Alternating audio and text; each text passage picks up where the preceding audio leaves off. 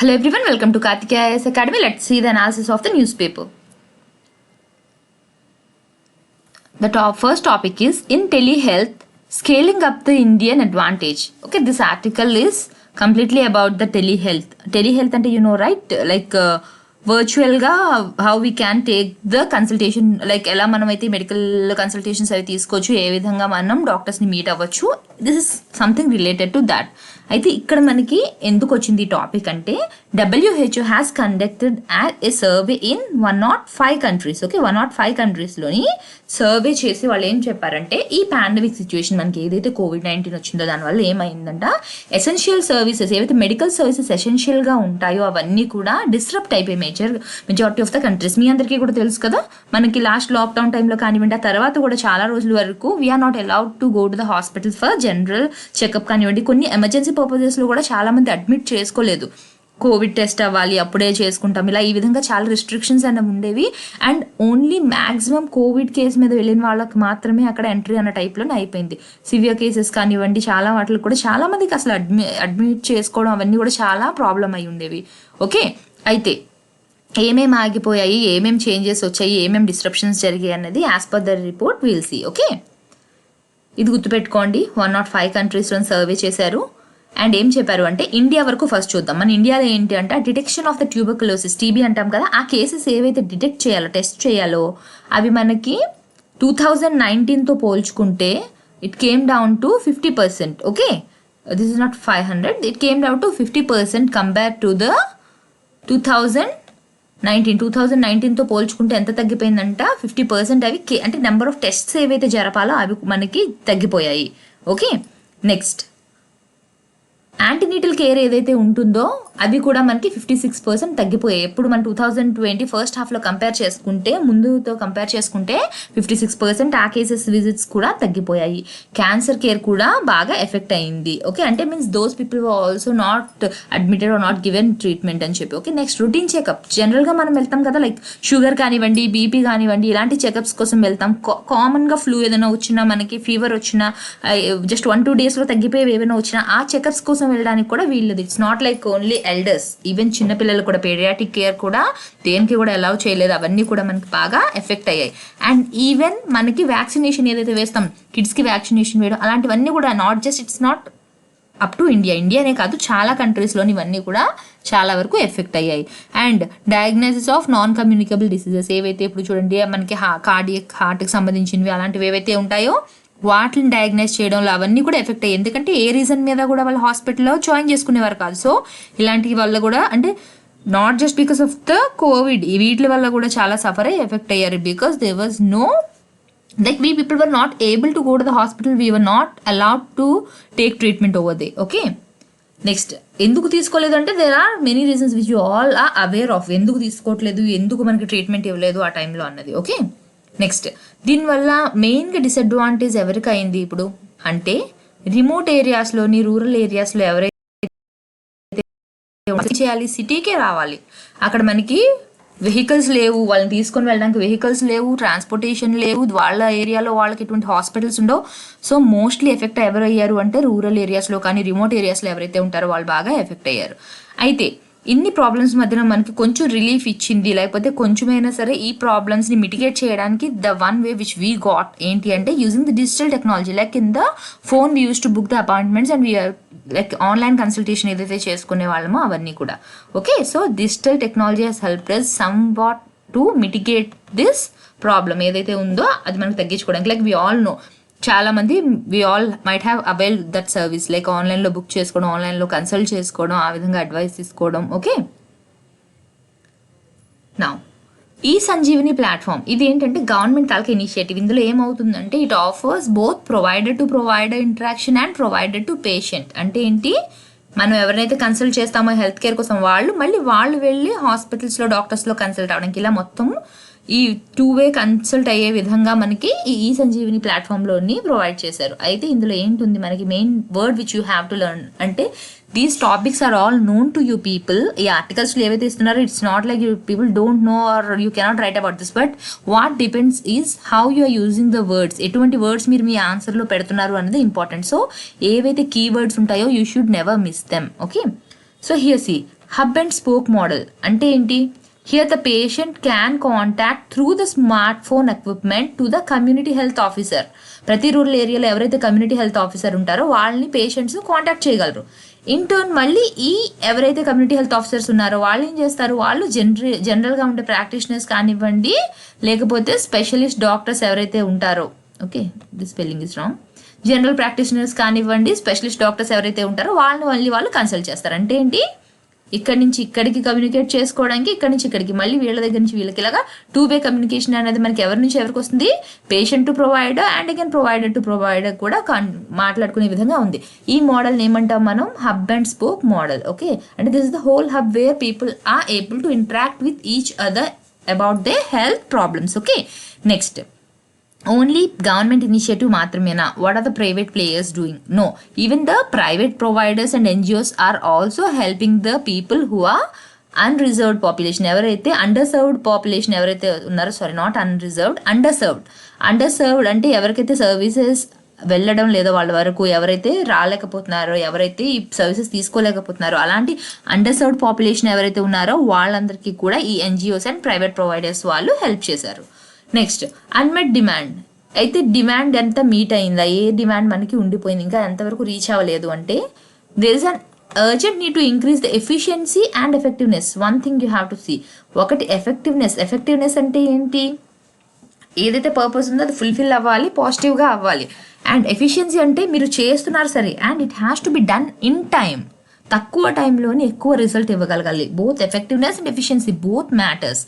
So they have to increase this effectiveness and efficiency of every minute spent in virtual care interactions. Okay, next, telehealth capacity. ఈ telehealth కెపాసిటీని కూడా increase చేయాలన్నారు.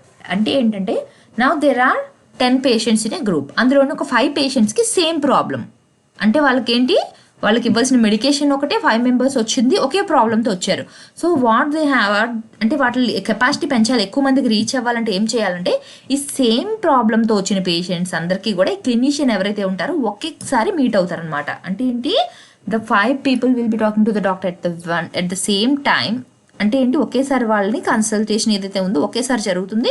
When the problem is same, then they don't have to repeat the same medicine and everything again and again. ఒకేసారి వాళ్ళకి చెప్తే సరిపోతుంది, because all the 5 are having the same problem, same symptoms, so the medicine also will be same. So they don't have to waste the time for each patient. ఒకేసారి 5గురికి ఇచ్చేస్తే then they will be able to serve more people ఆ టైంలో. Okay, next, SMS అంటే ఏంటి, shared medical appointments. First దీని meaning ఏంటో నేను మీకు చెప్తాను. ఇప్పుడు ఎవరైనా ఉన్నారు, డాక్టర్ కానివ్వండి ఎవరైనా, now he has to share his views with more number of people. ఇప్పుడు ఈ పేషెంట్ ఉన్నారు, ఈ పేషెంట్కి డయాబెటీస్ ఉంది, ఈ పేషెంట్కి డయాబెటీస్ ఉంది, ఈ పేషెంట్కి డయాబెటీస్ ఉంది, ఈ పేషెంట్కి ఉంది, ఈ పేషెంట్కి, and the doctor has to give some information about the diabetes. Then all the people who are there వాళ్ళందరూ కూడా ఒకే దగ్గర గ్రూప్ అయి ఉంటారు. అంటే ఏంటిది, గ్రూప్గా ట్రీట్మెంట్ గ్రూప్గా ఒక టాపిక్ కోసం వాళ్ళు నాలెడ్జ్ని షేర్ తీసుకోవడం అనమాట. ఇక్కడ ఏమవుతుంది, peer knowledge sharing, peer to peer contact అనేది పెరుగుతుంది. దీనివల్ల ఏమవుతుంది, మీరు ఒక్కలే వెళ్ళి సింగిల్గా ఒకసారి కన్సల్ట్ చేశారు ఎవరైనా మెడికల్ ప్రాక్టీషనర్ అంటే, they will hardly give you 5 to 10 minutes to discuss about your problem. But ఇక్కడ ఏమవుతుంది, లైక్ ఇన్ ఏ కాన్ఫరెన్స్ లా జరుగుతున్నప్పుడు ఇక్కడ ఈ డాక్టర్ వచ్చిన వాళ్ళు ఒక 1 hour మాట్లాడుతున్నారు అంటే, it means that you are interacting with the practitioner for nearly 1 hour and you can get all your doubts cleared here. Okay, same group, same ప్రాబ్లంతో ఉన్న వాళ్ళు, తెలుసుకోవడానికి వచ్చిన వాళ్ళు, ఇలా ఏంటంటే కామన్గా ఏవైతే ఉన్నాయో అలా కామన్గా ఉన్న వాళ్ళకి ఒక గ్రూప్ కాన్ఫరెన్స్ టైప్లో పెట్టి, and people will be actively participating, they will be clearing the doubts. So దీన్ని మనం ఏమంటాం, షేర్డ్ మెడికల్ అపాయింట్మెంట్స్ అని చెప్పి అంటాం. Okay, get more time with the clinician as I have explained you and it will improve the productivity and the outcome. Next, దీనికి example ఏంటి అంటే, Aravind eye clinic in Puducherry, this is practising this shared medical appointments and it is succeeded in that. ఏ పేషెంట్స్కి వాళ్ళు treat చేశారు, ఈ ఆయా హాస్పిటల్లోని patients with glaucoma. ఈ glaucoma అంటే ఏంటి అంటే, this is a disease in which they will slowly lose their vision అనమాట. అంటే ఏంటి, మెల్లగా కంటి చూపు అన్నది తగ్గిపోతుంది, ఇంకా మళ్ళీ అది తిరిగి రాదు, ఒకసారి పోయిన తర్వాత కంటి చూపు తిరిగి రాదు. అయితే దీనికి ఏంటి మరి సొల్యూషన్ ఏంటి అంటే, ఇది వెంటనే డయాగ్నైజ్ చేయగలిగితే ఇంకా ఫర్దర్గా బ్లైండ్నెస్ రాకుండా, అంటే కొంచెం కొంచెంగా చూపు ఎప్పుడైతే తగ్గుతుందో దే విల్ హాల్ట్ దేర్, అక్కడి నుంచి ఇంకా ఎక్కువ ఫర్దర్గా ఎక్కువ తగ్గిపోకుండా నెక్స్ట్ థింగ్ ఏంటి, మెడిసిన్స్ ఇస్తూ దాన్ని బెటర్ అయ్యేలాగా చూడడం అనమాట.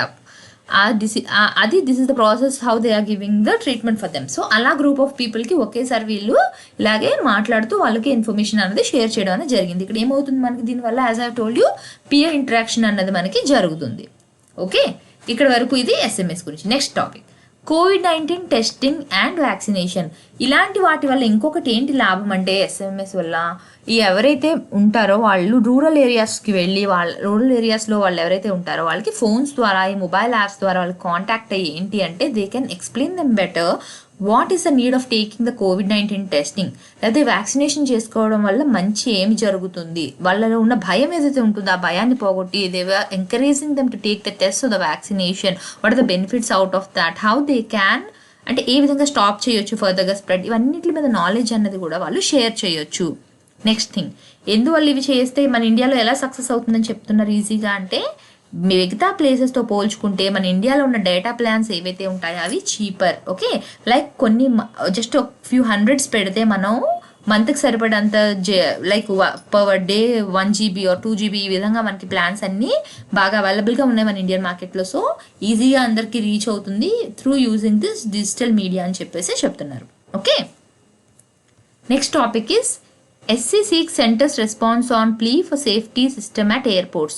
మనకి ఏంటి ఇక్కడ కోజికోడ్ ఎయిర్పోర్ట్లోనే ఏం జరిగింది, లాస్ట్ ఇయర్ ఫ్లైట్ అనేది యాక్సిడెంట్ జరిగింది. దేనివల్ల, స్కిడ్ అయిపోవడం వల్ల అనమాట రన్వే మీద. అయితే ఏమైంది, టూ పీసెస్గా అయితే బ్రేక్ అయిపోవడం, అక్కడ చనిపోయింది. అంటే ఏంటి ఇక్కడ రిస్క్ ఏముంటుంది, ఫ్లైట్లో ఎక్కిన ప్యాసింజర్స్ ఎవరైతే ఉన్నారో ఇలా చిన్న చిన్న మిస్టేక్స్ వల్ల వాళ్ళందరూ లైఫ్ అన్నది పోతుంది. ఎప్పుడు ఏం జరుగుతుందో అన్నది మనకి తెలియదు ఇలాగ. సో అయితే ఏంటి, ఇప్పుడు మనకి ఇది న్యూస్ ఆర్టికల్ ఎందుకు వచ్చిందంటే, చీఫ్ జస్టిస్ ఎవరైతే మనకు ఉన్నారో శరద్ ఏ బాబ్డే, ఈ పేరు చాలాసార్లు ప్రతిసారి నేను మీకు మెన్షన్ చేస్తున్నాను, so that you will be remembering. Okay, ఆయన ఏం చెప్పారు అంటే ఇదంతా ఒక ఈ క్రాష్ ఏవైతే జరుగుతుందో ఇదంతా ఒక హారర్ టైప్లోని, ట్రాజడీ టైప్లోని మిగిలిపోతుంది. ఎందుకని చెప్పి ఎంతో లైఫ్ లాస్ అనేది ఇక్కడ జరుగుతుంది కదా. సో ఇక్కడ మెయిన్ వీళ్ళు ఈ మొత్తం లైక్ ఆర్టికల్లో మనకి మెన్షన్ చేసింది ఏంటి అంటే, EMAS ఏవైతే ఉన్నాయో అవి మనకి ఎయిర్పోర్ట్స్ దగ్గర ఇన్స్టాల్ చేయాలి. ఇవి ఇంకా ఇన్స్టాల్ చేయలేదు, ఎందుకని చెక్ చేయట్లేదు, ప్రతి చోట ఎందుకని ఉన్నాయా లేదా చెక్ చేయట్లేదు, వీటి కోసం అనమాట డిస్కషన్. అయితే అసలు ఈ EMAS అన్నవి మెయిన్గా వాళ్ళు ఎక్కడ పెట్టమని చెప్తున్నారు అంటే, టేబుల్ టాప్ ఎయిర్పోర్ట్స్ అని చెప్పి ఉంటాయన్నమాట. ఆ టేబుల్ టాప్ ఎయిర్పోర్ట్స్ దగ్గర రిస్క్ అన్నది చాలా ఎక్కువగా ఉంటుంది. అలాంటి వాటి చోట్ల కంపల్సరీగా EMAS అన్న వాటిని పెట్టాలి అని చెప్పి చెప్తున్నారు. అసలు EMAS అంటే ఏంటి, ఇంజనీర్డ్ మెటీరియల్ అరెస్టింగ్ సిస్టమ్. ఇప్పుడు ఫస్ట్ ఇక్కడ వరకే రన్వే ఏదైతే ఉంది కదా మనకి, ఫ్లైట్ మీకు తెలుసు కదా, రన్వే అంటే రోడ్ టైప్లో ఉంటుంది, దాని మించి మనకి ఈ ఫ్లైట్ అన్నది ఎగురుతూ వెళ్తుంది. ఫస్ట్ ఇక్కడ నుంచి టేక్ ఆఫ్ కానివ్వండి, ల్యాండింగ్ కానివ్వండి, మనకి రన్వే మించి అవుతుంది. అయితే ఈ రన్వే మీద స్కిడ్ అవ్వడం వల్లే మనకి యాక్సిడెంట్ జరిగింది. ఇప్పుడు ఫర్ ఎగ్జాంపుల్ ఇక్కడ వరకే మనకి వెళ్ళాలి అది రన్వే, కానీ అది దాటి వెళ్ళిపోతుంది అనమాట. అది దాటి వెళ్ళిపోయినప్పుడు కానివ్వండి, ఎక్కడి నుంచి అయితే ఎంతవరకు అది ట్రావెల్ చేయాలి అంతవరకు కాకుండా అంతకు ముందే ఓవర్ షూట్ అయినా, ఓవర్ రన్ జరిగినా, ఇలాంటి కేసెస్లో ఏమవుతుంది మనకి, డైవర్ట్ అయిపోయినా ఇలాంటి కేసెస్లో యాక్సిడెంట్స్ జరిగే ఛాన్సెస్ ఉన్నాయి. ఎప్పుడు ఇలాంటి కేసెస్ జరుగుతాయి, మనకి వెదర్ కండిషన్ బాగోకపోయి ఉండొచ్చు, పైలట్ మిస్టేక్ ఉండొచ్చు, లేదా ఆ ఏదైతే ఎయిర్ప్లేన్ ఉందో దాంట్లోనైనా మిస్టేక్ అన్నది ఉండొచ్చు, చెప్పలేం. సో ఇలాంటివి ఎక్కువ అయితే మనకి వెదర్ కండిషన్ బాగాలేనప్పుడు జరిగే ఛాన్సెస్ ఉన్నాయి. సో అలాంటి టైంలో మనకు కానీ ఈ engineered material arresting system EMAS అనేది పెడితే ఇట్ ఈస్ సేఫ్టీ సిస్టమ్. అది ఏం చేస్తుంది, it quickly decelerates an aircraft and brings it to a safe stop in case of overrun. అది ఓవర్ రన్ కానీ జరిగినట్టు అయితే, అంటే if it is touching the runway, దాన్ని ఏం చేయాలి, అది టేక్ ఆఫ్కి ముందుగానే అది టచ్ చేసేస్తుంది రన్వేని అంటే, అప్పుడు ఏం చేస్తారు, డీయాక్సిలరేట్ చేసేస్తుంది ఎయిర్ క్రాఫ్ట్ని, ఫర్దర్గా అది ఇంకా జరగకుండా స్టాప్ చేస్తుంది అనమాట. This is safe way. So ఇవి అన్నవి ఇన్స్టాల్ చేయాలి అని చెప్తున్నారనమాట. ఓకే, ఇది ఆల్రెడీ మనకి ఎప్పుడు మెంగళూరులోని, ఇది కోజికోడ్లోని చెప్పాను కదా, ఆల్రెడీ 2010లోని మ్యాంగ్లూరులోని మనకి సేమ్ ఇటువంటి ఇన్సిడెంట్స్ అన్నదే జరిగింది.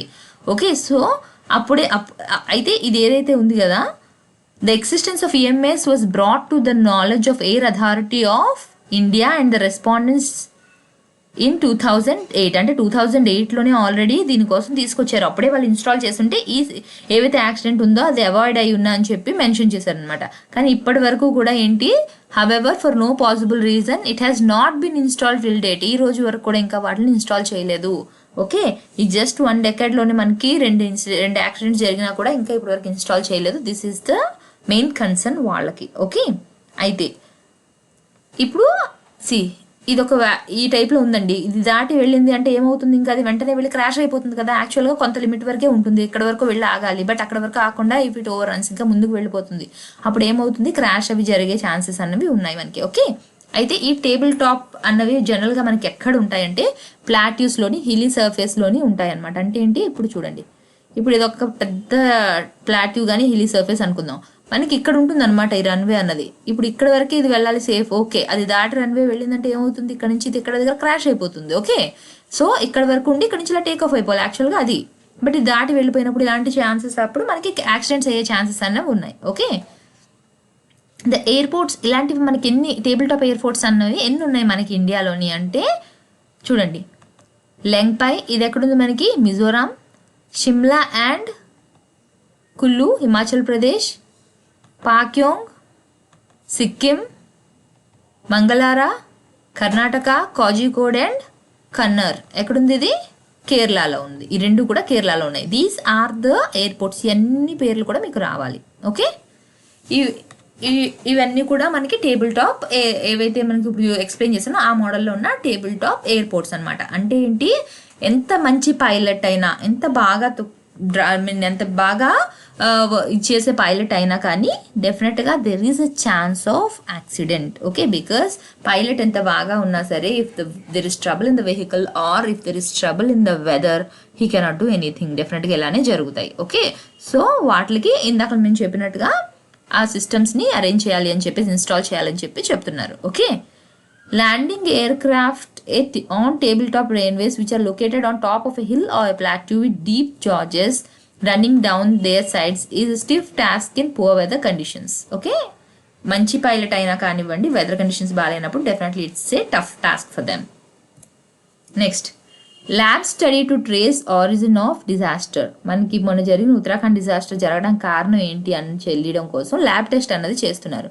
అయితే ఈ ఆర్టికల్లో మెయిన్ రీజన్ ఏంటంటే అక్కడ ఏవైతే మనకి బౌల్డర్స్ అవి ఉంటాయి కదా, వాటిని తీసుకొచ్చి ఆ మెటీరియల్ సెడిమెంట్స్ ఏవైతే ఉంటాయో వాటిని స్టడీ చేస్తున్నారనమాట. To know where actually it happened, why it actually happened, ఎక్కడి నుంచి ఏం జరిగింది అసలు మెయిన్ రీజన్ అనేది స్టడీ చేయడం కోసం ల్యాబ్కి తీసుకొచ్చారు. Okay, what all they have brought fragments of ice, rock and mud in the labs. Next, ఇది ఏదైతే వీళ్ళు చెప్తున్నారో it is near to the glacier of Raunthi glacier అని చెప్పి అంటున్నారు. Okay, where it is near to the Nanda Devi biosphere in the Himalayas. మీరు ఈ పేర్లు గుర్తుపెట్టుకోవాలి. రౌంతి గ్లేషియర్ ఎక్కడుంది, నందాదేవి బయోస్పియర్ ఎక్కడుందో ఒకసారి చూసుకోండి మీరు లొకేషన్స్. ఓకే, దీనివల్ల ఏమైంది, as we all know the whole story. మనకి ఏదైతే రిషిగంగా దగ్గర, తపోవన్ దగ్గర హైడ్రో ప్రాజెక్ట్స్ ఏవైతే ఉన్నాయో అవన్నీ కూడా డిస్ట్రాయ్ అయిపోయి చాలా మంది అక్కడ ట్రాప్ అయ్యారు, చాలా మంది చనిపోయారు. ఇప్పటికీ బాడీస్ని ఇంకా రోజు తీస్తూనే ఉన్నారు. ఓకే, అయితే వీళ్ళు ఏవైతే బౌల్డర్స్ తీసుకొచ్చారో ఒకటి నియర్ టు 25 kgs తీసుకొచ్చారు ఆ స్లరీలోంచి తీసుకొచ్చి వాటి మీద స్టడీ చేస్తున్నారు. ఓకే, అయితే మామూలుగా వాళ్ళ ఒక కంక్లూజన్ ఏం చెప్తున్నారంటే this might be the possible reason అని చెప్పి ఏం చెప్పారంటే ఇప్పుడు జరిగిన దాన్ని బట్టి this might be due to the natural process of freezing and thawing అంటున్నారు. ఫ్రీజ్ అండ్ థా అంటే ఏంటంటే ఇప్పుడు లైక్ సే ఇక్కడ ఒక రాక్ ఉందనుకుందాం, ఇక్కడ చిన్న క్రాక్ ఉంటుంది. ఓకే, ఇందులో ఏమవుతుంది, వాటర్ వెళ్తుంది. ఈ వాటర్ వెళ్ళి ఏమవుతుంది, నైట్ టైం మనకి బాగా టెంపరేచర్ తగ్గిపోయినప్పుడు ఏమవుతుంది, ఇది ఐస్గా మారిపోతుంది. ఆ వాటర్ ఐస్గా ఎప్పుడైతే మారుతుందో అది ఎక్స్పాండ్ అయ్యి ఇంకా ఈ క్రాక్ని కొంచెం ఇంకా పెంచుతుంది. ఓకే, సో ఇప్పుడు ఏమైంది, ఇలా ఉంది కదా, ఇప్పుడు ఇక్కడ ఈ రాక్లోని నాకు నైట్ వెళ్ళినాక ఇది ఇలాగా క్రాక్ని మళ్ళీ పెంచింది. సో నెక్స్ట్ మార్నింగ్ సన్ వస్తుంది, అప్పుడు ఏమవుతుంది, ఐస్ అంతా మళ్ళీ కరుగుతుంది. కరిగిన తర్వాత ఏమవుతుంది, అది ఇంకా కింద వరకు వాటర్ అనేది వెళ్ళిపోతుంది. మళ్ళీ నైట్ మళ్ళీ నాకు ఐస్ అవుతుంది. సో క్రాక్ని ఇంకా కొంచెం పెంచుతుంది. నెక్స్ట్ అది వాటర్ అయిపోయి అది ఇంకా కింద వరకు వాటర్గా వెళ్తుంది. సో ఏమవుతుంది, ఏ ప్రాసెస్లోని కొన్ని రోజులకి క్రాక్ పూర్తిగా ఓపెన్ అయిపోయి నాకు ఈ విధంగా కనిపిస్తుంది. ఓకేనా, అప్పుడు ఏమవుతుంది, కొన్ని రోజులు కింద వరకు క్రాక్ అయిన తర్వాత ఒక పీస్ నాకు కింద పడిపోతుంది అనమాట. It will B breaking down from the main rock and it will fall down. ఈ బౌల్డర్ అనేది ఇలా పడిపోతుంది. అప్పుడు ఆ కింద ఏదైనా గ్లేషియర్ మీద పడితే ఆ గ్లేషియర్ క్రాక్ అవ్వడం, ఆ గ్లేషియర్ మూవ్ అయినప్పుడు దాంతోపాటు అక్కడ ఉన్న స్నో కానివ్వండి, రాక్స్ కానివ్వండి, ఇవన్నీ కిందకి ఫ్లో అవుతూ వచ్చేస్తాయి as it happened in the Uttarakhand case. Okay, so let's see the textual explanation. Freeze థాలో ఏమవుతుంది, in mountain regions like Alps or Snowdonia, ఇది అక్కడ ఎగ్జాంపుల్స్ చెప్పారు, you can even take our Himalayas. Rain water or snow melts collects in the cracks in the rocks. ఏదైతే snow ఉంటుందో లేకపోతే rain water ఉంటుందో it will be collected in the cracks. At the night temperature drops and the water freezes and expands. ఇప్పుడు నేను చెప్పినట్టుగా ఐస్లా మారి అది expand అవుతుంది.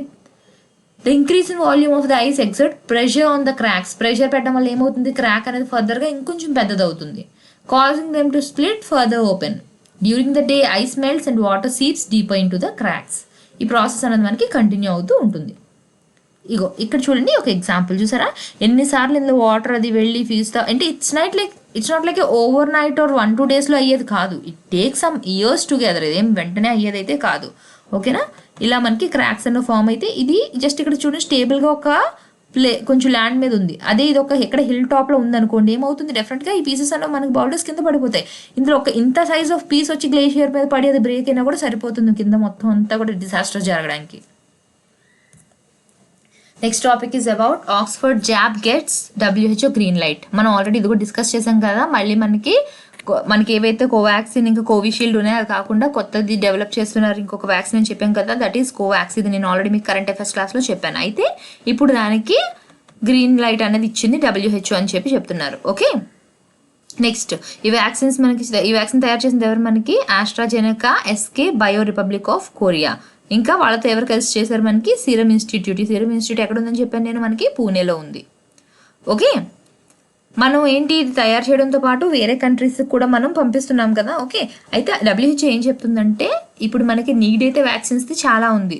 Okay, so you people come soon, త్వరగా వచ్చి ఇక్కడ ఇప్పుడు WHO యాక్సెప్ట్ చేసిన తర్వాత they can give it to the people కదా. సో త్వరగా వచ్చి you have to take the అంటే యాక్సెప్టెన్స్ ఏదైతే వచ్చేస్తుందో WHO నుంచి దే క్యాన్ ఎవరెవరికైతే ఉందో వాళ్ళకి ఇవ్వాలంటే ఏవైతే కంట్రీస్లోని వ్యాక్సిన్ అన్నది లేదో వాళ్ళు ఏం చేయాలి మరి, ఇలా ఆల్రెడీ ఏ కంట్రీస్ అయితే వ్యాక్సిన్స్ ఇవ్వగలిగే స్థితిలో ఉన్నారో వాళ్ళ దగ్గర నుంచి తీసుకోవాలి at their own risk. Okay, ఎవరైతే కంట్రీస్ తీసుకుంటున్నారో they definitely have to take at their own risk. Okay,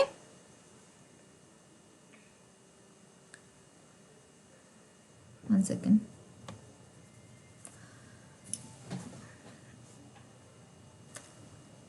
ఇందులో మనకి మెయిన్గా చెప్పింది ఈ ఒకటి ఏంటంటే, ఒకటి మనకి నాడ్ ఇచ్చేసింది అంటే లైక్ గ్రీన్ లైట్ సిగ్నల్ ఇచ్చింది WHO. అండ్ వేరే ఎవరైతే ఉన్నారో వాళ్ళని త్వరగా వచ్చి రివ్యూ తీసుకోండి so that you can develop and supply అని చెప్తుంది. ఏ కంట్రీస్ అయితే they do not have access to vaccine వాళ్ళు ఏంటి అంటే they should start vaccinating by taking from the other countries. ఎవరైతే ఇస్తున్నారో వాళ్ళ దగ్గర తీసుకొని వాళ్ళ హెల్త్ వర్కర్స్కి వాళ్ళకి at their own risk they have to start this. Okay,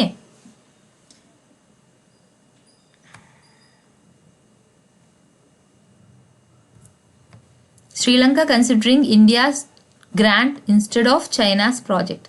China వాళ్ళకి రీసెంట్గా బిడ్లోని ఒక ప్రాజెక్ట్ వచ్చిందనమాట శ్రీలంకలోని. What is that project is all about?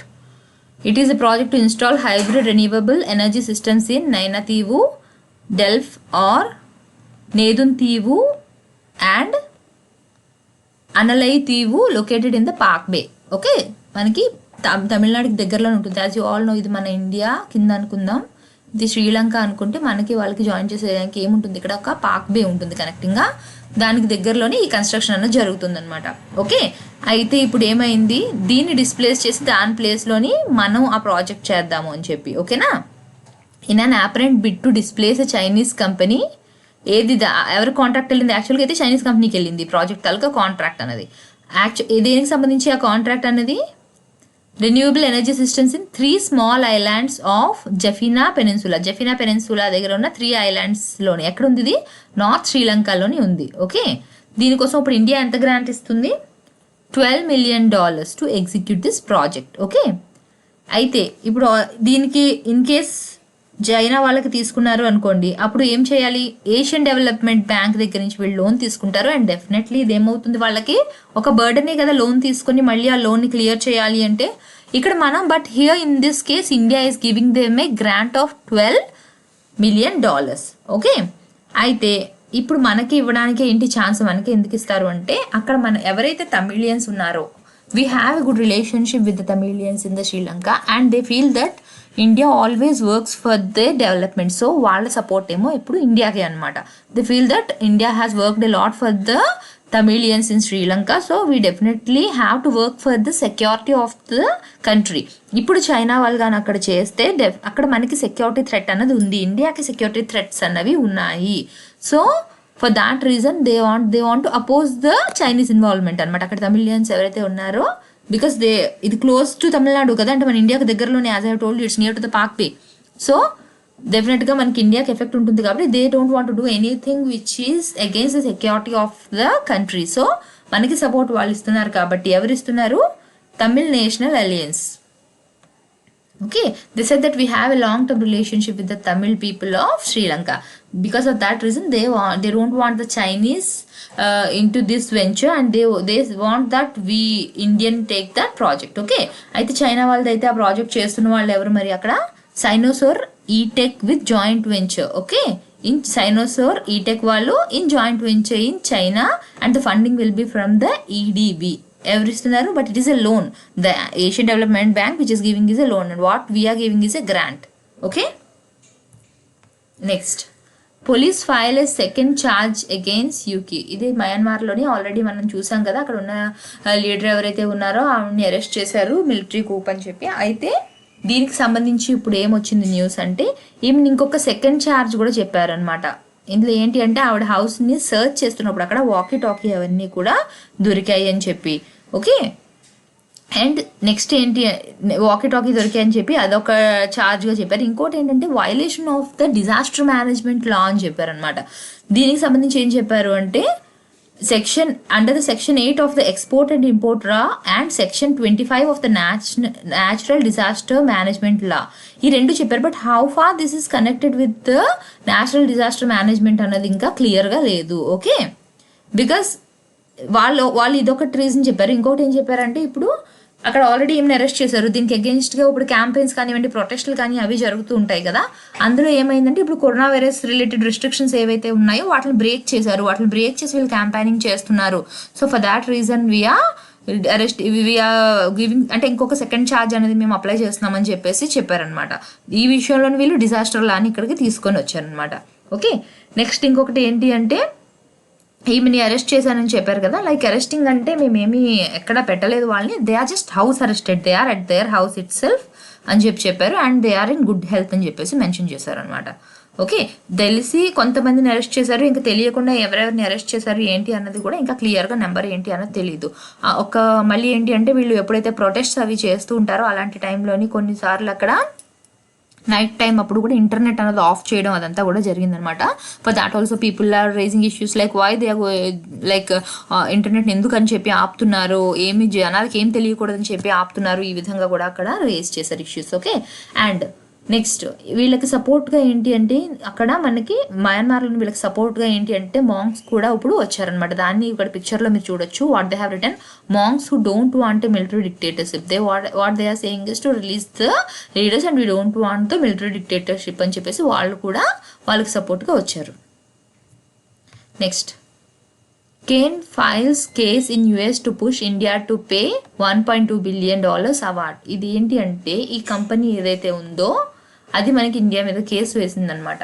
Okay, అయితే మనకి ఏదైతే జడ్జ్మెంట్ వచ్చిందో it was like India has to pay particular amount to them. అయితే మనం ఇప్పటి వరకు పే చేయలేదు. ఇంకా దానికి సంబంధించి ఏంటి అంటున్నారు అంటే, if you are not going to pay the amount then we will be seizing the assets of India which are ఓవర్సీస్లో ఏవైతే ఇండియన్ అసెట్స్ ఉన్నాయో అన్నీ కూడా సీజ్ చేస్తామని చెప్పి ఈ ఆర్టికల్ వరకు ఇది. దీని బ్యాక్గ్రౌండ్ ఏంటి న్యూస్ మీకు తెలియకపోతే నేను చెప్తాను. ఓకే, ఫస్ట్ ఏంటి అంటే, ఇక్కడ వరకు ఫస్ట్ ఏం చెప్పారు అంటే, Cairn Energy has filed a case in a US district court to enforce a $1.2 billion arbitration award. Arbitration award ఎంత ఇచ్చారు మనకి? $1.2 billion we have to pay. Okay, ఇది ఎక్కడ ట్యాక్స్ డిస్ప్యూట్ అన్నది జరిగింది ఇండియాతోని, ఆ విషయంలోనే ఇచ్చింది ఇది. ఓకే, ఎప్పుడు మనకి ఇచ్చారు? In December an arbitration body awarded the British firm damages of, ఇది ఏంటి అంటే, మనం బయలాటరల్ ట్రీటీ ఏదైతే ఉందో దాన్ని మనం ఒబే చేయలేదు ఆ రూల్స్ని అని చెప్పి మనకి ఇదంతా ఇచ్చారనమాట. ఈ amount we have to clear with interest అని చెప్పేసి. ఓకే, అయితే ఆయన ఏం చెప్పారు, ఇది మనం క్లియర్, ఇది ఎక్కడ మనకి అప్పుడు మళ్ళీ ఇప్పుడు ఎక్కడికి ఇతను అప్రోచ్ అయ్యారు? To the US court. దేనికోసం?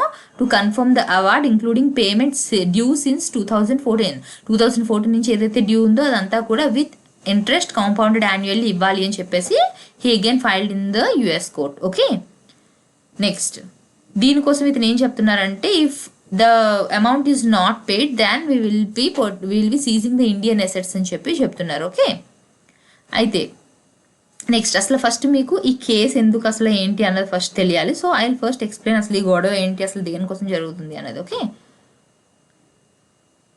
This dispute between the Indian government and Cairn relates to the taxation. Okay, టాక్సేషన్కి సంబంధించి యాక్చువల్గా ఫస్ట్ టాక్సేషన్ కాదు, ఇది వేరే పాయింట్లో స్టార్ట్ అయింది and it came out like taxation మీద అని చెప్పి వచ్చింది. Okay, in 2006 and 2007 a part of internal rearrangement Cairn UK transferred shares of Cairn India Holdings to Cairn India. Cairn UK అన్న ఆర్గనైజేషన్ వాటి కాన్ ఇండియా హోల్డింగ్స్లో ఉండే షేర్స్ని కాన్ ఇండియాకి transfer చేసింది అనమాట. ఓకే, అయితే ఇన్కమ్ ట్యాక్స్ అథారిటీస్ ఏవైతే చెప్పారో మనకి కాన్ యూకే ఈ క్యాపిటల్ గెయిన్స్ ఏదైతే చేసిందో దానికి సంబంధించి ఇంత ట్యాక్స్ని డిమాండ్ చేశారనమాట. ఓకే, దీనికి అతను ఒప్పుకోలేదు. ఎవరు ఖాన్ అన్న అతను, ఖాన్ ఎవరైతే ఉన్నారో that company didn't accept for the tax, ఏదైతే ట్యాక్స్ వాళ్ళ మీద ఇంపోజ్ చేశారో వాటికి అది ఒప్పుకోలేదన్నమాట. ఓకే, దాని తర్వాత ఏమైంది మనకి కేసు అనేది ఫైల్ అయింది ఎక్కడ, income tax appellate tribunal and హైకోర్టులో. అక్కడ కేన్ లాస్ట్ ద కేస్. ఇక్కడ ఎవరు విన్ అయ్యారు, ఇండియన్ గవర్నమెంట్ విన్ అయింది, కేన్ లాస్ట్ ద కేస్. ఇంకా ఎప్పుడు still pending before the Delhi high court. తర్వాత ఆయన ఏమైంది, ఇంటర్నేషనల్ ఆర్బిట్రేషన్కి హీ అప్రోచ్. ఖాన్ ఎక్కడికి అప్రోచ్ అయ్యారు, ఇంటర్నేషనల్ ఆర్బిట్రేషన్కి. అక్కడికి వెళ్ళిన తర్వాత అది జరిగిన తర్వాత 2011లో ఏమైంది, Cairn energy sold majority of its India business Cairn India to the mining conglomerate వేదాంతకి సేల్ చేశారు. ఏదైతే ఇందాక చెప్పాం కదా, డిస్ప్యూటెడ్ ఏవైతే ఉన్నాయో ట్యాక్స్ దీనికైతే పే చేయమని చెప్పారో అందులోంచి షేర్స్ని మొత్తాన్ని దీనికి సేల్ చేశారు. అయితే కాన్ ఇండియా ఎవరు కాన్ యూకే వాళ్ళకి అలౌ చేయలేదన్నమాట. ఓకే, ఈ స్టేక్ ఏదైతే ఉందో దాన్ని సెల్ చేయడానికి దాన్ని సీజ్ చేసేసారు. మెయిన్గా ఏంటంటే అతని కంపెనీ తాలూకా షేర్స్ ఏవైతే ఉంటాయో వాటిని సీజ్ చేశారు. ఫస్ట్ ఏమో మనకి ఆల్రెడీ ట్యాక్స్ పేబుల్ అని చెప్పేసి ఇన్కమ్ ట్యాక్స్ వేశారు యాజ్ పర్ అవర్ యాక్ట్. తర్వాత ఏవైతే వచ్చాయో వాటి ప్రకారం తర్వాత ఏమిటి కొన్ని షేర్స్ని సీజ్ చేశారనమాట. ఇంకా ఏం చేశారు, ఇతనికి ఏదైతే ఫస్ట్ షేర్స్ రావాలో ఆ షేర్స్ ఏవి కూడా పే చేయకుండా సీజ్ చేశారు.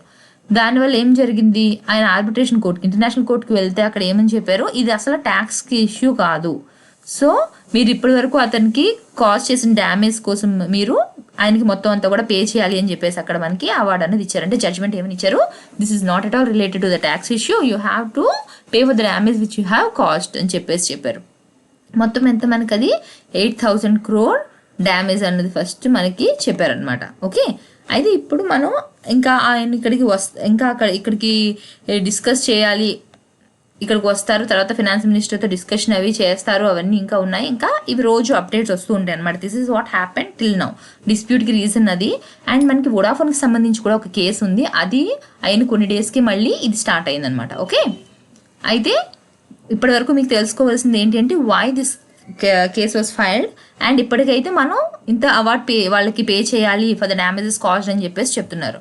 ఎందుకు అన్నది నెక్స్ట్ ఇంకా ఏం జరుగుతుంది, what step India is going to take అవంతా కూడా మనకి నెక్స్ట్ న్యూస్లో తెలుస్తుంది. Okay, the main thing is వాళ్ళు ట్యాక్స్ మనం ఇంత పే చేయమని వాళ్ళకి చెప్పాము అండ్ కొన్ని షేర్స్ని సీజ్ చేసాము. దీనికి కూడా రీజన్స్ అండ్ యాక్ట్స్కి ఫాలో అయ్యే చేశారు. It's not like completely doing something against.